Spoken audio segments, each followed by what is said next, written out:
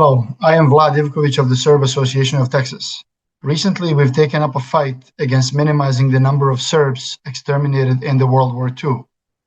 A Houston Holocaust memorial was opened in 2023 that cited the number of Serbs killed in Jasenovac at 45 to 52,000. This was unacceptable to us, and we consider it historical revisionism. The Serb Association of Texas stood against this revisionism. In our fight, we are joined by Professor Gideon Greif, a renowned historian and scholar from Israel. Professor Greif, at our invitation, decided to visit the United States in March of 2025 and hold events in Houston and in Chicago area in front of Serbian and other communities on this particular issue. I spoke to Professor Greif about his visit. Professor Greif, thank you very much for standing with Serbian people and with the truth on this critical issue. On March 22nd this year, you will be visiting Houston and you will be speaking to the Serbian and other communities in Houston on this issue on historical revisionism and on more specifically on minimizing the number of Serbian victims of Jasenovac that was done by Holocaust Remembrance Association in Houston last year. How alarming is this revisionism? Any historical revisionism is bad, is negative, and I think it's an insult to the victims, to the murdered people, to the innocent murdered people, and it's unacceptable, and this is one of the reasons I'm fighting for the truth. You cannot distort facts. Facts are facts. You can't distort them, you cannot minimize them, you cannot exaggerate. You have to be authentic, you have to be realistic, you have to be historical. And this is my goal. And as a historian, I'm fighting for the facts. And facts cannot be changed according to the mood of somebody or according to some political or other interests which are not connected to the facts. You have to be realistic, and you can't change it. And that's why I'm fighting for the number of 700,000 victims, Serbs, Jews, Roma, and others, innocent people who were brutally murdered in the chain of camps under the title of Jasenovac, which was not one place, but many places, many horrible, cruel places. And all attempts to reduce the number will fail. And I hope I can contribute to the distribution of truth because I think this is my moral obligation towards the innocent victims. And, I always say, if I could talk to them, to those who are, they don't even have graves, to those who are buried, their ashes out there in the fields of Jasenovac, if I would ask them, what would you like me to do? They would say, talk about us and please do not minimize the number, because each of us suffered so much.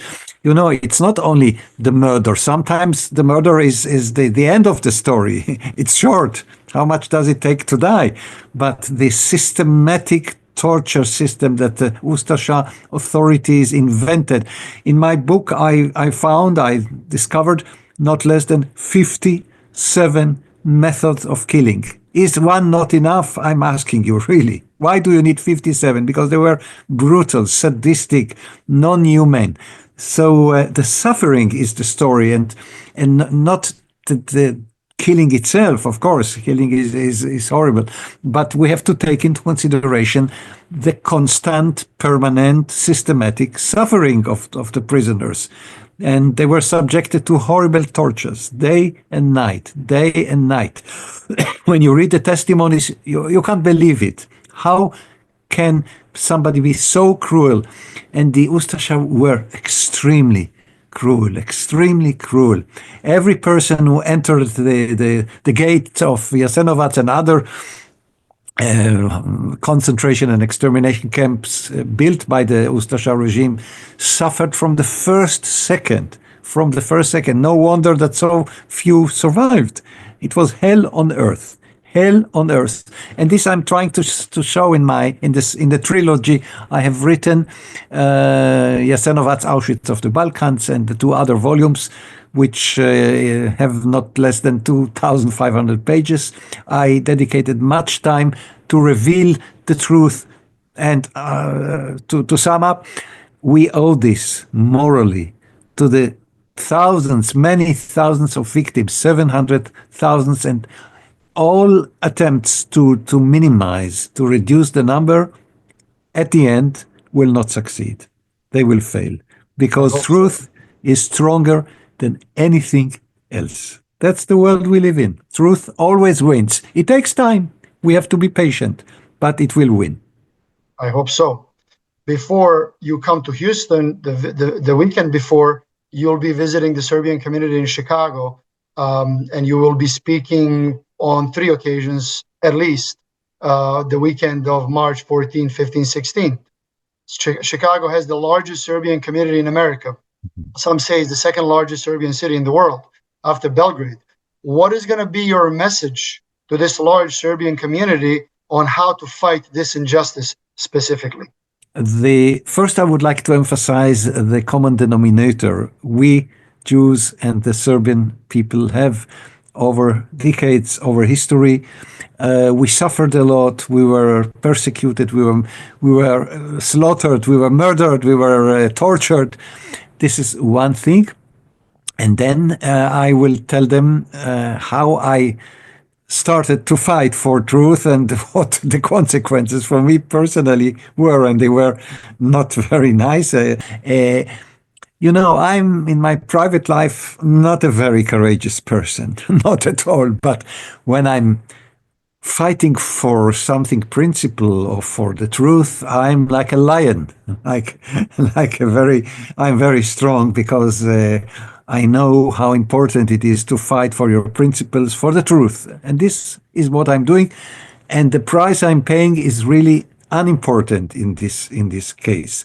So I will tell my friends in Chicago and later in Houston what brought me to fight, to research history, to reveal the truth and to fight for it and not to surrender. And you can't imagine how much pressure was put on me.